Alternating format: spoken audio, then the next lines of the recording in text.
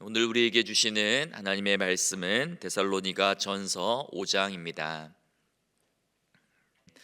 오늘도 주의 말씀으로 행복한 하루가 되시기를 소망합니다. 데살로니가 교회 안에는 예수님의 재림, 종말의 때와 시기에 관한 많은 논쟁들과 오해들이 있었습니다. 당시 교회 안에는 십자가에 달려 죽으시고 부활하시고 승천하신 예수님께서 이제 곧 다시 오실 것이다라는 그러한 임박한 재림을 믿는 사람들이 많이 있었습니다. 그래서 예수님께서 정확히 언제 오시는지, 정확한 재림의 때와 시기가 언제인지, 또 예수님이 재림하실 때 어떤 징조와 또 표징들이 일어나는가의 문제로 논쟁했습니다. 또한 일부 사람들은 이제 곧 예수님께서 다시 오실 터이니 주의 재림을 핑계로 삼아서 직업을 버리고 생업을 포기하고 아무런 일도 하지 않은 채 열광주의에 빠져서 게으르게 지내기도 했습니다. 또 어떤 사람들은 이런 궁금증을 가졌습니다. 예수님이 오시기 전에, 예수님의 재림 전에 먼저 죽은 자들은 어떻게 되는가에 관한 그러한 질문들도 있었습니다. 예수님이 다시 오실 때에 살아생전에 예수님의 재림을 맞이해야 되는데, 그 전에 먼저 죽은 자들은 어떻게 되는가, 혹시 그들은 부활해서 소외되는 것이 아닌가 하는 그런 고민들과 문제들로 염려하기도 했습니다. 이에 사도 바울은 주의 재림과 종말의 문제들을 다루고 있는데요, 오늘 데살로니가 전서 5장에서는 주의 재림을 기다리는 성도들의 올바른 삶의 자세가 무엇인지를 교훈해 주고 있습니다. 먼저 사도 바울은 주의 날이 밤에 도둑같이 임할 것이다 라고 말합니다.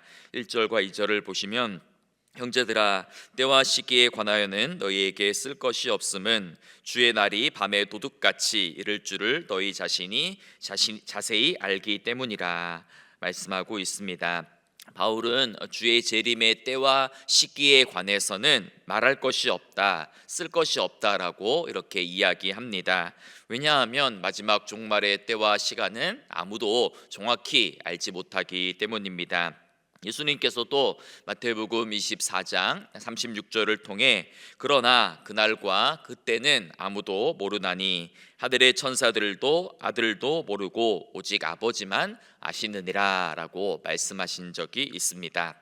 또한 예수님께서 부활하시고 승천하시기 직전에 제자들을 향해서도 이와 같이 말씀하셨습니다. 사도행전 1장 7절에 보면, 이르시되 때와 시기는 아버지께서 자기의 권한에 두셨으니 너희가 알 바 아니오라고 말씀하셨습니다.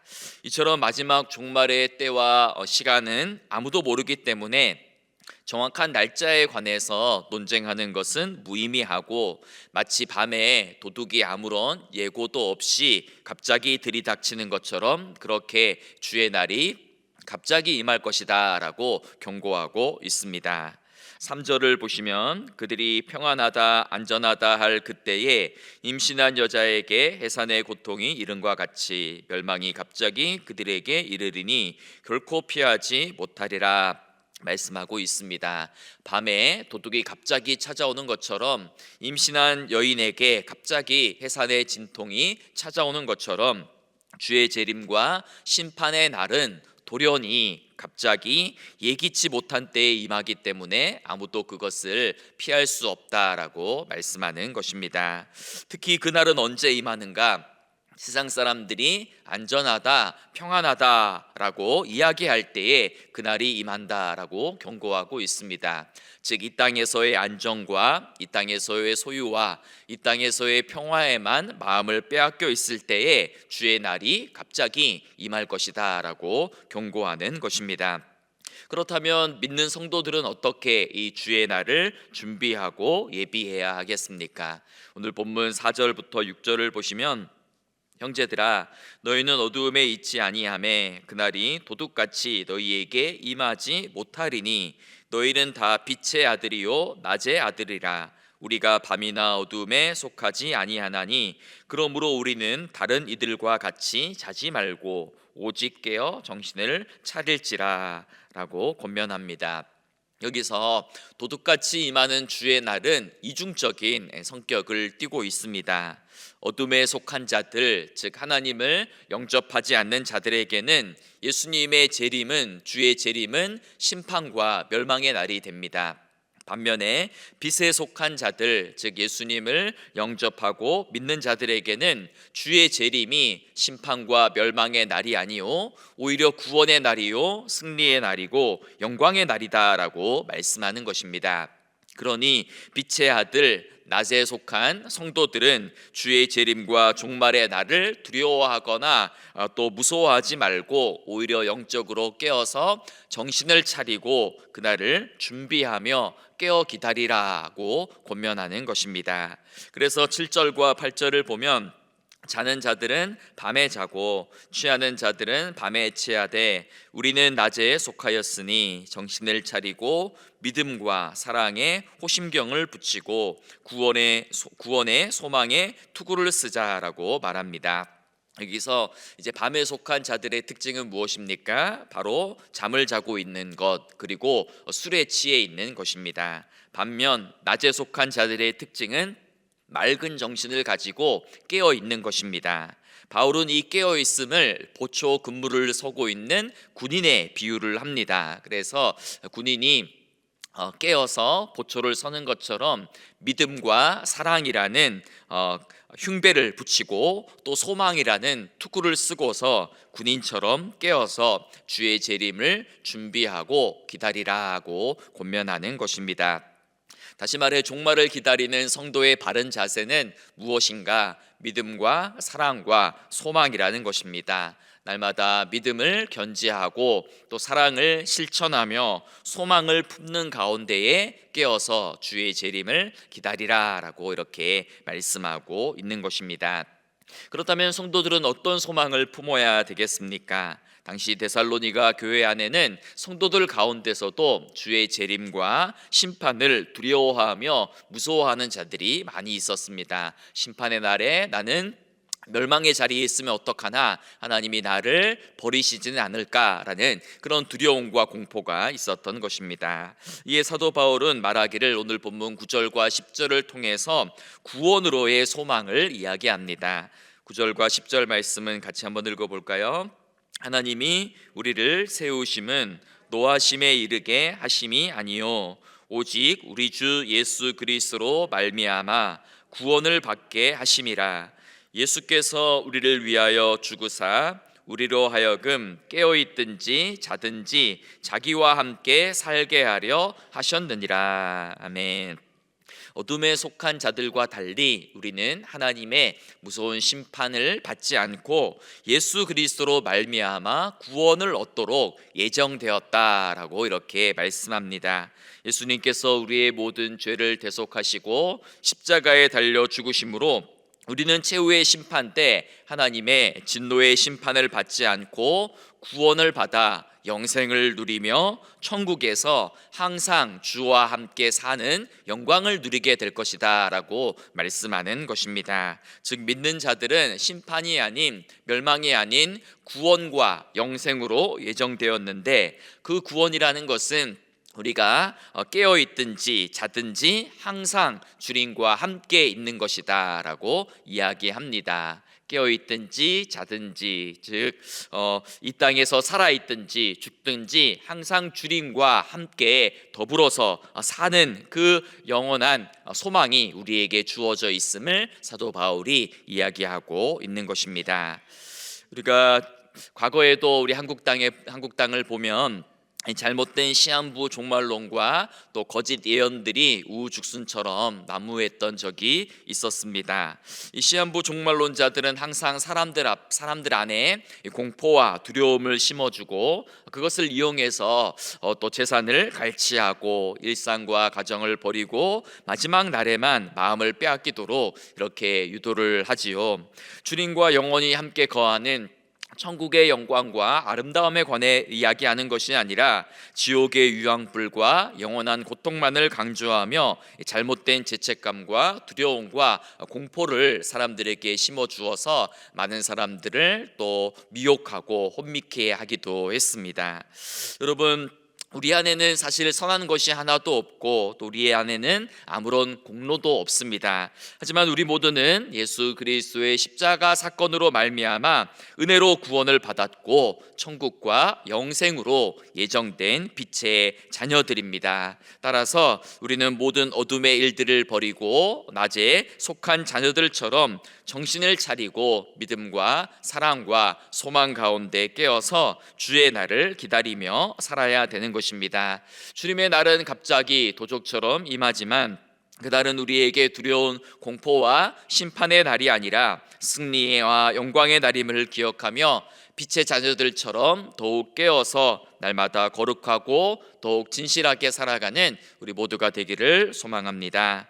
계속해서 사도 바울은 이 주의 재림을 기다리는 성도들의 일상적인 삶이 어떠해야 되는지를 구체적으로 진술을 하고 있습니다. 11절 말씀을 보시면 그러므로 피차 권면하고 서로 덕을 세우기를 너희가 하는 것 같이 하라 라고 이렇게 말씀하고요. 또 13절을 보면 그들의 역사로 말미암아 사랑 안에서 가장 귀히 여기며 너희끼리 화목하라 라고 이야기합니다. 즉 주님의 재림을 기다리는 성도의 바른 삶의 자세는 무엇인가? 그것은 한마디로 서로 더 사랑하고 서로를 더 귀하게 여기며 서로 화목하고 서로 덕을 세워주기를 힘쓰는 그러한 공동체를 세워나가라는 것입니다. 14절과 15절 말씀을 또 보면요, 또 형제들아 너희를 권면하노니 게으른 자들을 권계하며 마음이 약한 자들을 격려하고 힘이 없는 자들을 붙들어주며 모든 사람에게 오래 참으라. 삼가 누가 누구에게든지 악으로 악을 갚지 말게 하고 서로 대하든지 모든 사람을 대하든지 항상 선을 따르라 이렇게 이야기합니다. 성도들은 서로를 돌보며 서로를 섬기는 삶을 살아야 되는데 특별히 오늘 본문 안에는 교회 안에서 돌아보아야 될 세 부류의 사람이 등장하고 있습니다. 바로 게으른 자들과 마음이 약한 자들, 힘이 없는 자들입니다. 즉 이들은 교회 안에서 사실 믿음이 없어서 문제와 갈등을 일으키는 자들이고 자주 시험에 들기도 하는 자들이고 여러 측면에서 다루기 힘들고 대하기 힘들고 어렵고 아주 까다로운 성도들을 가리키는 것입니다. 그런데 오늘 사도 바울은 이러한 사람들을 붙들어주며 이들에게 오래 참으라라고 권면합니다.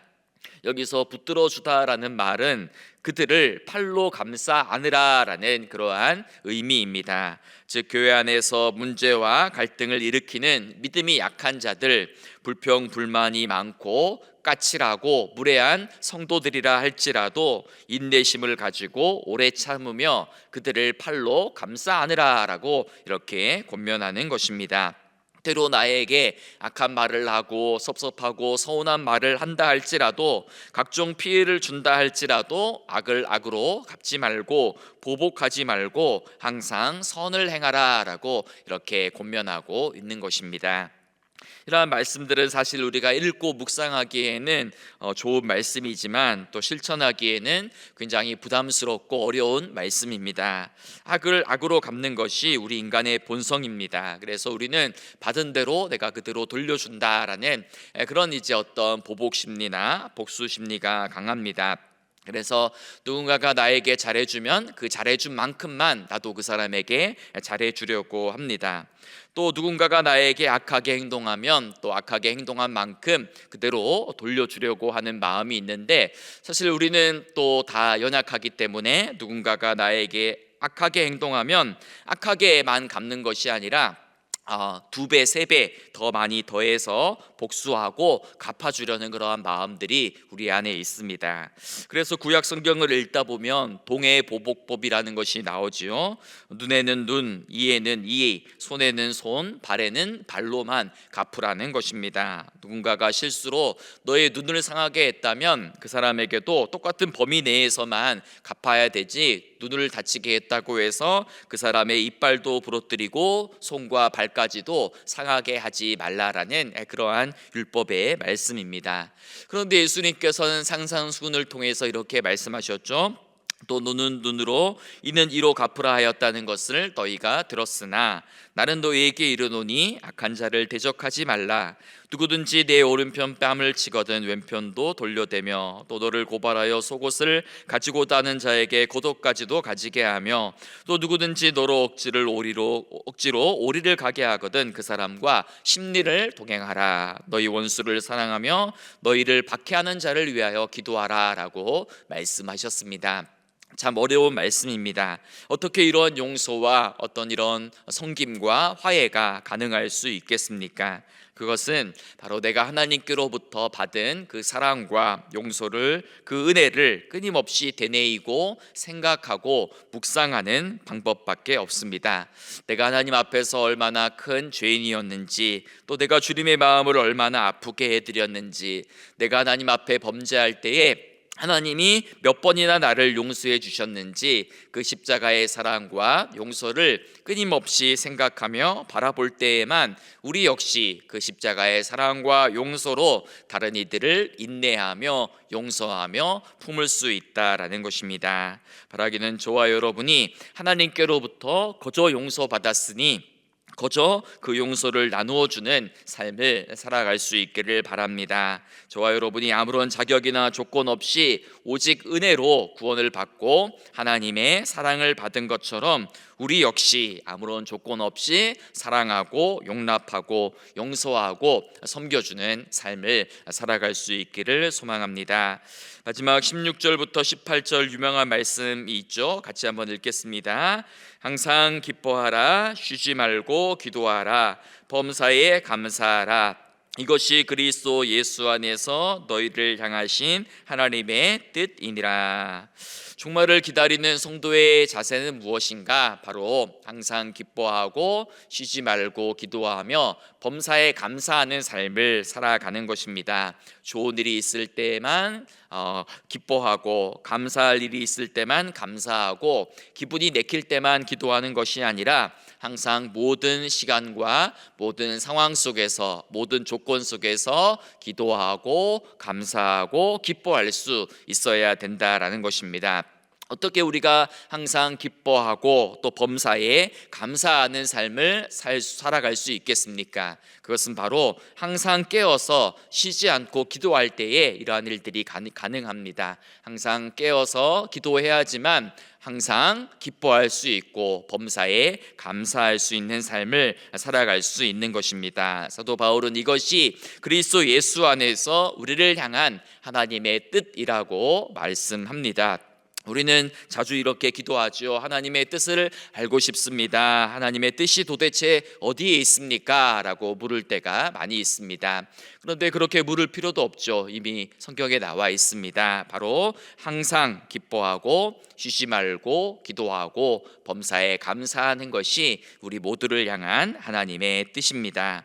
언제 주님이 다시 오시는지 그 날과 그 시간에 관한 관심을 가지는 것이 아니라 믿음과 사랑과 소망 가운데 깨어서 약한 이들을 돌아보고 소외된 이들을 섬기며 선을 행하며 살아가라라고 말씀하는 것입니다. 그래야 할 때 우리는 23절에 나와 있는 바울의 그 기도대로 평강의 하나님이 친히 우리를 온전히 거룩하게 하시고 또 우리의 온 영과 혼과 몸이 우리 주 예수 그리스도께서 강림하실 때에 흠없게 보존되기를 소망합니다 라는 그러한 기도가 또 우리의 예수님께서 우리를 향한 그 중보 기도가 되어서 주님이 다시 오실 때까지 더욱 깨어서 더 열심으로 사랑하고 더 열심으로 용서하고 더 열심으로 섬기며 서로의 덕을 세워주는 복된 삶을 살아가는 우리 모두가 되기를 소망합니다.